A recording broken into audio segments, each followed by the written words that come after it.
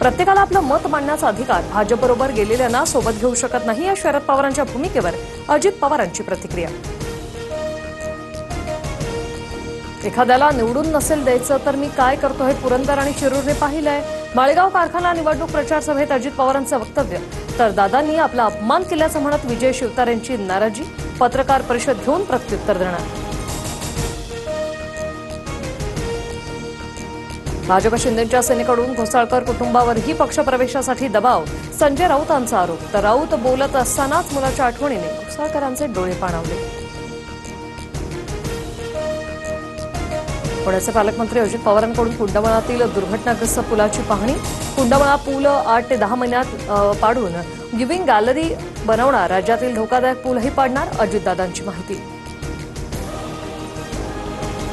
अहमदाबादमधील दुर्घटनेनंतर एअर इंडियामागे शुक्लकाष्ठ. आतापर्यंत 4 उड्डाणं रद्द. लंडनवरून अमृतसरला येणारी, दिल्लीहून पॅरिसला जाणारी तर अहमदाबादहून लंडनला जाणाऱ्या विमानांचं आपत्कालीन लँडिंग.